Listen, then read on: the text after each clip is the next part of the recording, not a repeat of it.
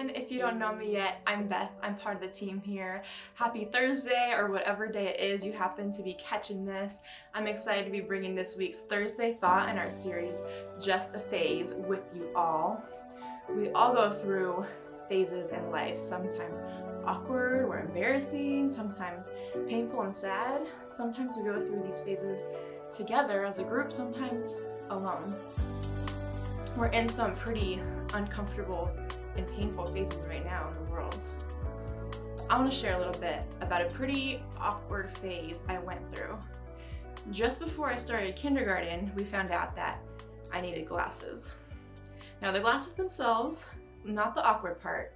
This was the mid-90s, but luckily, miraculously, none of my classmates teased me. I was never called Four Eyes. I was never emotionally scarred by having to wear these glasses.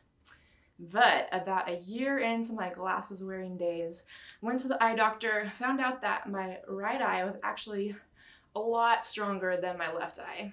It was sort of doing all the work, taking over my vision, and my left eye just couldn't keep up. It didn't even have a chance. So my eye doctor said, okay, well, in order to correct this, you're gonna have to wear an eye patch during the summer months. So luckily it was summer, I didn't have to face my classmates like this, but unfortunately, I did have to go to day camp that summer. Now, just to paint a picture, this wasn't like a pirate style eye patch. This was kind of a tan, almost skin colored little sticker patch that you put over your eye. And the fun part was it came with all these random different stickers that you could decorate your patch with. Sometimes though we'd run out of these stickers, so my mom would take it upon herself to draw a little eyeball with eyelashes and everything, like as detailed as possible. It's not fooling anyone, Mom. But anyways, most of the kids at day camp were really nice, or maybe if it was drawn on eyeball day, maybe they were just terrified of me. But there's one boy that I'll never forget, because he decided to tell everyone at camp that I was actually a pirate and a shark had bit my eye out. And that's why I had to wear the patch.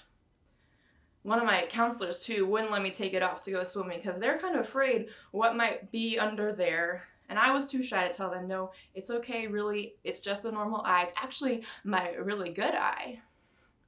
So this was an awkward and uncomfortable phase, sometimes embarrassing phase, but it was just that. It was a phase. It was temporary, and it served a purpose. My left eye got stronger. It had a chance to keep up with my right eye. My right eye and its function was important, but because I had favored it my whole life, it needed to kind of be placed on the back burner for a little bit. Because my left eye was the one that was struggling. It was the one that needed attention, that needed care during that phase. If that right eye hadn't been corrected, the suffering of my left eye would have eventually caused a lot more problems all around. So why am I going on and on about these problems with my eyes? Well, today I want to talk about Paul's first letter to the Corinthians, which talks a lot about unity and diversity and care for the church body. Because while my eye patch wearing days was just a phase, because it was addressed, it's not just a phase when our fellow human beings are hurting. Not if we don't address it. When a part of the body is hurt or injured, we don't cut it off or ignore it. We don't pretend its pain isn't real, but we tend to it. We take care of it, and the entire body will be stronger when all its parts are working together. We're going to read from 1 Corinthians chapter 12, verses 18 through 26, so you can follow along. But our bodies have many parts, and God has put each part just where He wants it. How strange a body would be if it only had one part. Yes, there are many parts, but only one body. The eye can never say to the hand, I don't need you. The head can't say to the feet, I don't need you. In fact, some parts of the body that seem weakest and least important are actually the most necessary. and the parts we regard as less honorable are those that we clothe with the greatest care. So we carefully protect those parts that should not be seen, while the more honorable parts do not require this special care. So God has put the body together such that extra honor and care are given to those parts that have less dignity. This makes for harmony among the members, so that all members care for each other. If one part suffers, all the parts suffer with it. And if one part is honored, all the parts are glad. All of you together are Christ's body, and each of you is a part of it. Now, during this time, the church in Corinth was going through a phase of its own. It was facing division, the rising of different factions, competition among leaders, and while this letter addresses many other issues, division is the first one that Paul addresses. Division in the church. Sound familiar? If he saw, I wonder what kind of letter Paul would write to the church in America if he saw the state of things today. If you saw how we treated other parts of the body, how we tell other parts that we don't need them, that their pain doesn't matter. It'd probably be a pretty intense and scary letter, but it'd probably be in line with the wisdom we already have access to in the Word. So I want to break this down a little bit into two thoughts for how we can approach unity and diversity and care in the body. Now, this is far from an extensive list. It's really just the tiniest tip of the iceberg. I don't have many answers. I'm still learning so much, but I hope that this will at least get you thinking and processing and learning as it has for me. The first thought is this: we have to phase out of division and into diversity. Phase out of division and into diversity. This is addressing this first part of the scripture we read about the eye can't say to the hand, I don't need you, or the head to the foot, I don't need you, or even in my case, one eye to the other, you're slowing me down, I don't need you. Every one of us has a different design, a different gift, a different function, and therefore a different perspective. Paul says God puts each part exactly where he wants it. It wasn't a mistake. It wasn't by accident. There was intent in the design, intent in the differences, intent in the diversity. Earlier in this letter, Paul says that we ought to be united in thought and purpose. And that purpose is to be devoted to making Jesus known. Kingdom work. This unity and diversity in the body displays the very character and heart of God. It's a foretaste of heaven on earth. In Revelation 7:9, it says, I saw a vast crowd, too great to count, from every nation and tribe and people and language, standing in front of the throne and before the Lamb. They were clothed in white robes and held palm branches in their hands. Every part of the body has a place in the kingdom, worshiping, devoted, working together. If heaven is going to be a diverse place, don't we want that to be reflected here in the body now? I love how worship leader and author Josh Davis puts it in the book, Worship Together in Your Church as in Heaven. He says this: if we are only a community of similarities, what do we reveal about God? And what do we fail to reveal about God?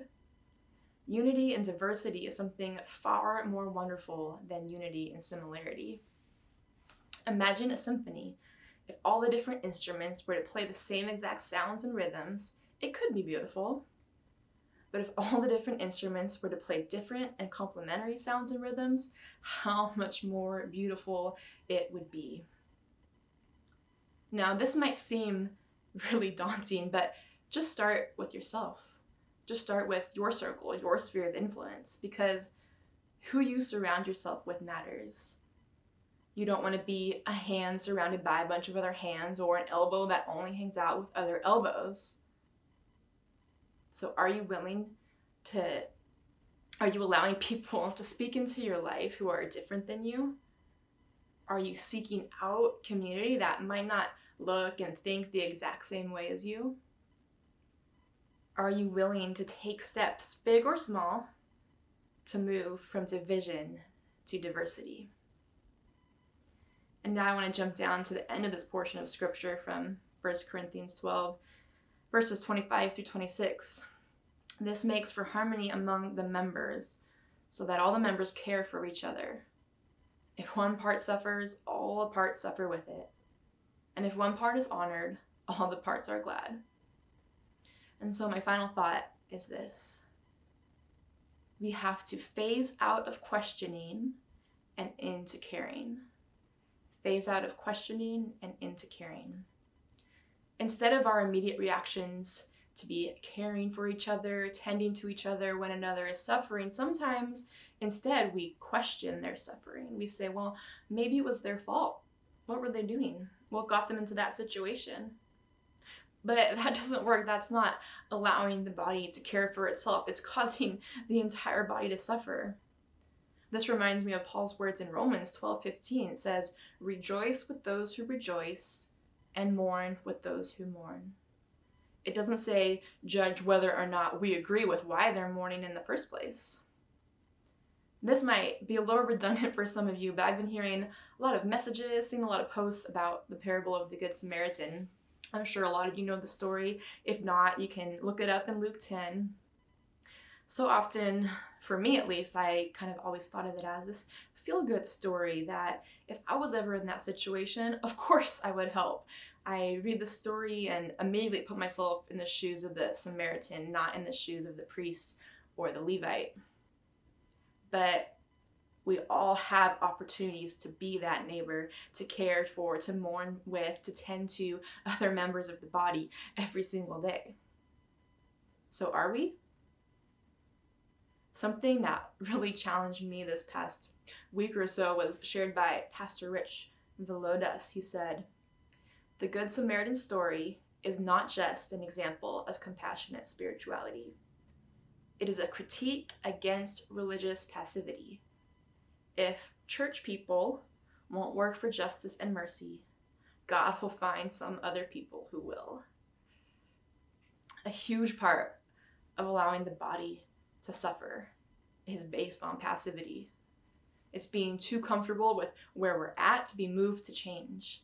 It's allowing the body to suffer because we don't want to sacrifice the status quo, because we don't want to pause to address the pain in the mourning of the body.